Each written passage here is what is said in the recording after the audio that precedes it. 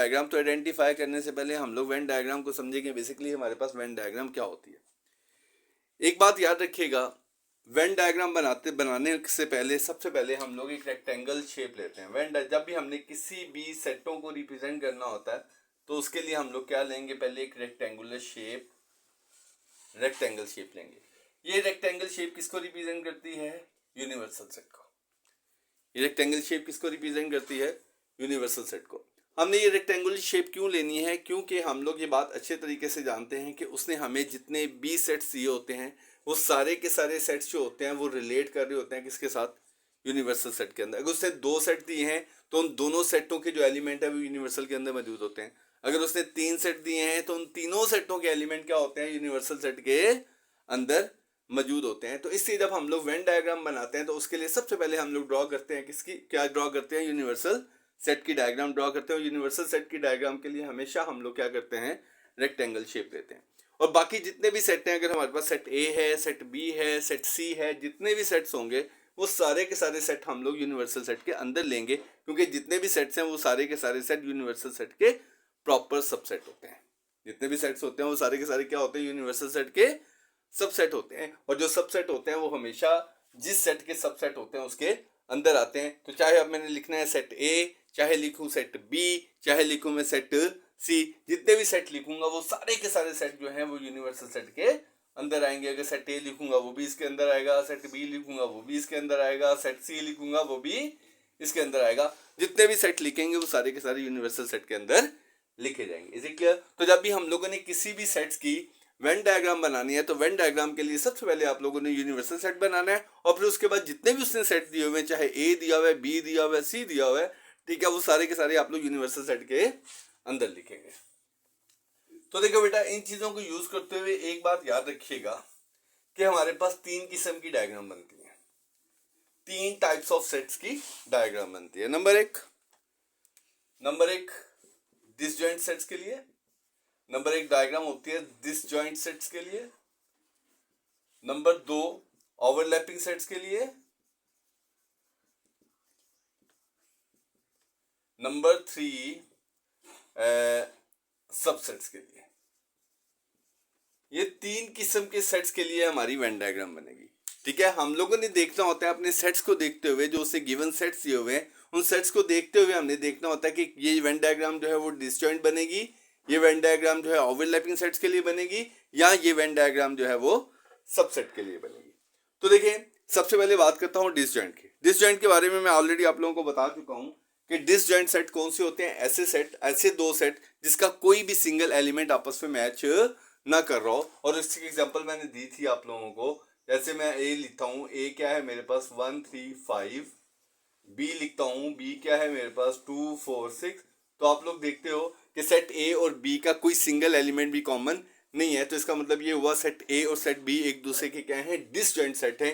तो जब disjoint set होंगे तो डिसजॉइंट सेट के अंदर जब हम लोग वेन डायग्राम को शो करते हैं तो देखें, हम लोगों ने मेरे पास लेट्स सपोज सेट ए और सेट बी है। क्या क्या है? सेट ए और सेट बी है।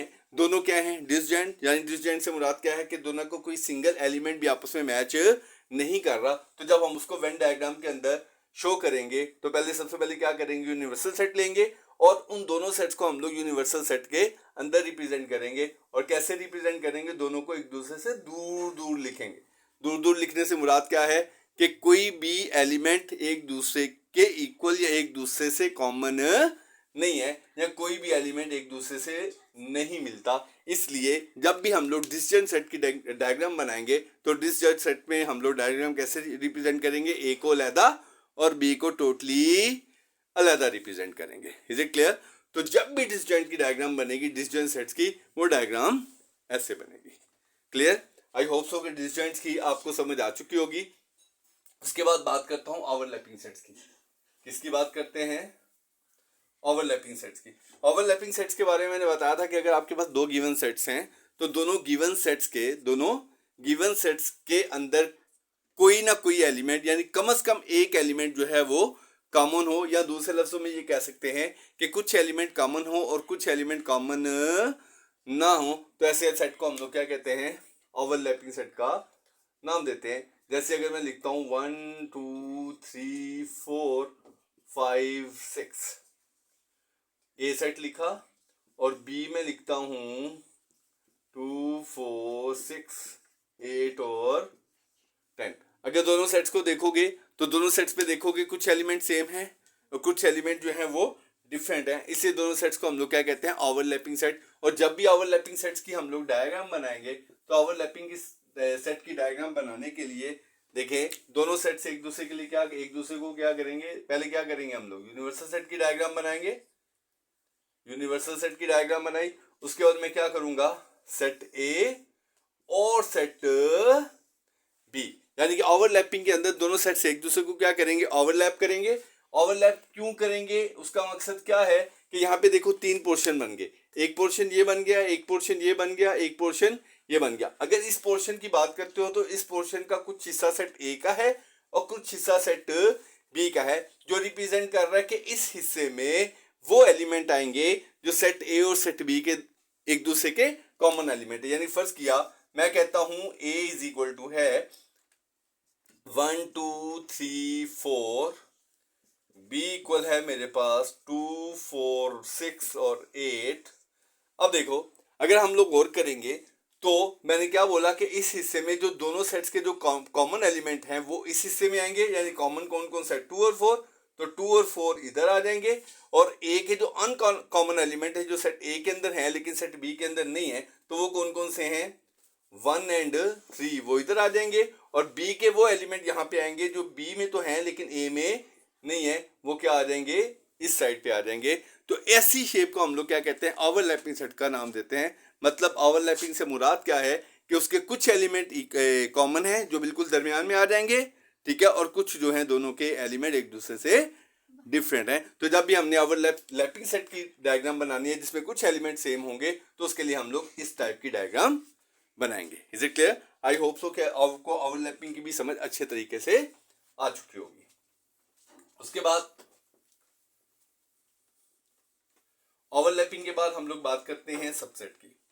सबसेट से मुराद क्या है कि फर्ज किया मेरे पास अगर दो सेट हैं, एक सेट ए है और एक सेट बी है, अगर सेट बी के सारे एलिमेंट सेट ए के अंदर मौजूद हों, यानी फर्ज कर लिया 1 2 3 4 और 5 ये सेट मेरे पास ए है और एक सेट मेरे पास बी है, बी क्या है 1 3 5 1 3 5। तो आप लोग गौर करोगे कि सेट बी के सारे एलिमेंट सेट ए के अंदर मौजूद हैं, तो इसका मतलब ये क्या हुआ कि सेट बी जो है वो सेट ए का सबसेट है। तो जब भी कोई सेट किसी दूसरे सेट का सबसेट होता है, यानी कि फर्स्ट कर लिए यहाँ पे सेट बी जो है वो सेट ए का सबसेट है, तो जब हम इसको वेन डायग्राम में रिप्रेजेंट करेंगे तो सेट बी जो है वो सेट ए के अंदर लिखा जाएगा।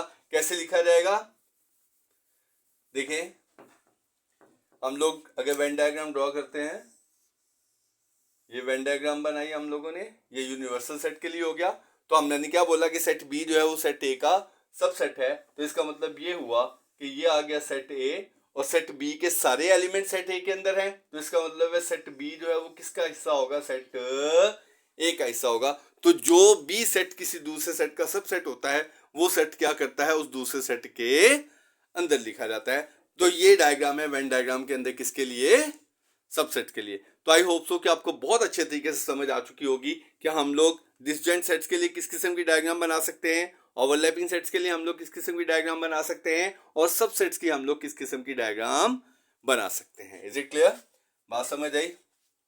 तो अब हम लोगों ने क्या करना है, आइडेंटिफाई करना है डिफरेंट टाइप्स ऑफ सॉल्यूशंस को, कि हम लोग किस तरीके से किसी भी चीज को डायग्राम के जरिए शो कर सकते हैं। यानी कि फर्स्ट करते हैं, यहां पे मैं एक क्वेश्चन लिख रहा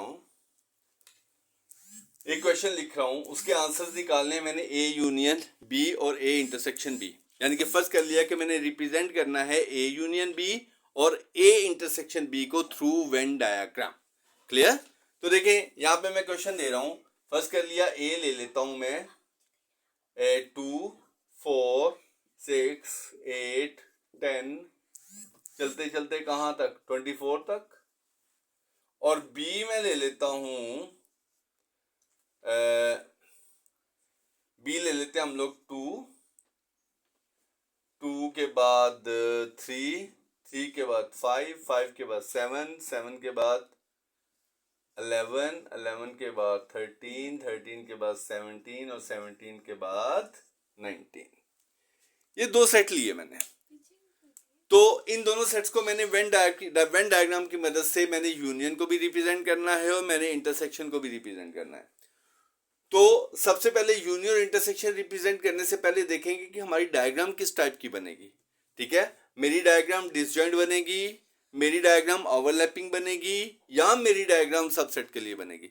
तो देखो डिसजॉइंट के लिए हम लोग देखते हैं, डिसजॉइंट के लिए क्या कोई एलिमेंट सेम तो नहीं है। अगर इन दोनों के दरमियान कोई भी एलिमेंट सेम ना हुआ तो फिर कौन सी बनेगी, डिसजॉइंट के लिए बनेगी। लेकिन अगर कोई एक सिंगल एलिमेंट भी सेम हो गया तो फिर ये डायग्राम डिसजॉइंट नहीं बनेगी, बल्कि क्या बनेगी, ओवरलैपिंग बनेगी। लेकिन अगर एक सेट के सारे एलिमेंट किसी दूसरे सेट में हुए तो फिर हमारे पास सबसेट की बनेगी। तो सबसे पहले देखते हैं क्या डिसजॉइंट तो नहीं बनती।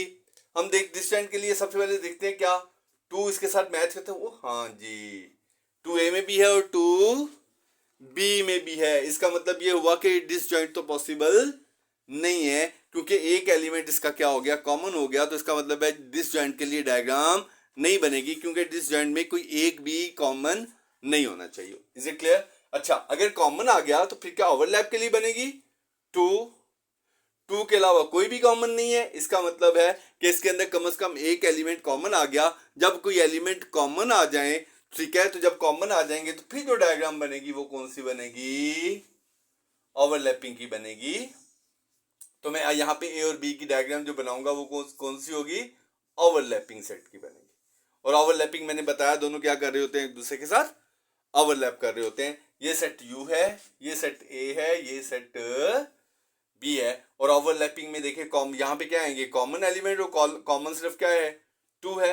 बाकी जितने भी हैं वो सारे के सारे 4, 6, 8, 10, कहाँ तक, 24 तक। और यहाँ पे 3, 2 तो अंदर आ गया तो 2 यहाँ नहीं लिखेंगे। 3, 5, 7, 11, 13, 17 और 19। Is it clear? अब इसका क्या निकालना है हमने, ए यूनियन बी।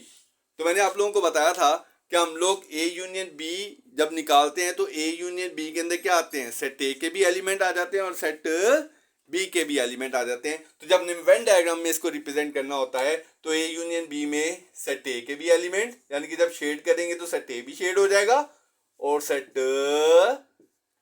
बी भी शेड हो जाएगा। तो यहाँ देखोगे कि जो शेडिंग है वो शेडिंग जो है रिप्रेजेंट कर रही है कि हमारे पास वेन डायग्राम के अंदर जो है ए यूनियन बी जो है उसके अंदर ए भी है और बी भी है। Is it clear? तो हमने वेन डायग्राम के अंदर ए यूनियन बी को रिप्रेजेंट कर दिया। Is it clear? उसके बाद हम लोग क्या करेंगे, ए इंटरसेक्शन बी। क्या करेंगे, ए इंटरसेक्शन बी। तो डायग्राम वही बनेंगे ओवरलैपिंग, क्योंकि एलिमेंट्स वही हैं। तो जैसे एलिमेंट होंगे डायग्राम भी वैसी बनेगी। तो हमारे पास सेट जो है वो ओवरलैपिंग सेट हैं, तो डायग्राम भी हमारी कौन सी बन रही है, ओवरलैपिंग सेट। ये आ गया सेट ए, ये आ गया सेट बी। ठीक है, और यहाँ पे इंटरसेक्शन निकालना है। इंटरसेक्शन में कौन से एलिमेंट लेते हैं हम लोग, कॉमन एलिमेंट्स लेते हैं। ठीक है, तो इस वेन डायग्राम में ओवरलैपिंग सेट में मैंने बताया है कि बेसिकली कॉमन सेट कौन से होते हैं, जो दरमियान वाला हिस्सा होता है वो दरमियान वाला हिस्सा वो हिस्सा होता है जहाँ पे सेट ए के भी एलिमेंट है और सेट बी के भी एलिमेंट हैं। तो हमने ए इंटरसेक्शन बी में कौन से लेने होते हैं, कॉमन एलिमेंट। और वो जो कॉमन एलिमेंट है वो कहाँ होंगे, इस दरमियान वाले हिस्से में। क्लियर? तो ए इंटरसेक्शन बी में हम लोग क्या करेंगे, सिर्फ दरमियान वाले हिस्से को शेड करेंगे। और ये शेडिंग जो है ये रिप्रेजेंट कर रही है कि हमारा आंसर ए इंटरसेक्शन बी का जो आंसर है वो ये वाला पोर्शन है। ठीक है, तो इज इट क्लियर? तो इस तरीके से हम लोग क्या कर सकते हैं, ए इंटरसेक्शन बी को या इंटरसेक्शन को हम लोग रिप्रेजेंट कर सकते हैं।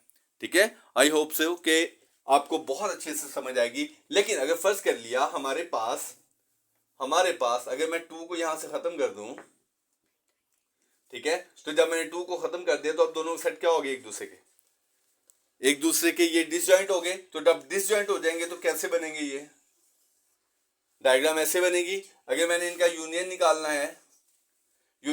है ए और बी का, तो यूनियन के अंदर मैंने क्या बताया, सेट ए के भी एलिमेंट आ जाएंगे और सेट बी के भी एलिमेंट आ जाएंगे। मैं सेट ए को भी शेड कर दूंगा और सेट बी को भी शेड कर दूंगा। Is it clear? लेकिन अगर इसी डिसजॉइंट का हमने क्या निकालना हो, इंटरसेक्शन,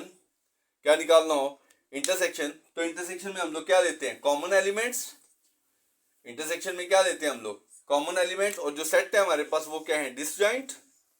क्या है यहाँ पे, डिसजॉइंट। तो डिसजॉइंट में देखें नजर आ रहा है कि हमें डायग्राम में नजर आ रहा है कि हमारे डिसजॉइंट सेट के अंदर कोई भी ऐसा पोर्शन नहीं है जो कॉमन एलिमेंट्स को रिप्रेजेंट कर रहा हो। तो जब हमारे पास डिसजॉइंट सेट्स होंगे तो डिसजॉइंट सेट के अंदर इंटरसेक्शन के लिए वेन डायग्राम में कोई भी एरिया शेड नहीं होगा। तो इसका मतलब ये होता है कि जो आंसर आता है वो क्या आता है, एम्प्टी सेट।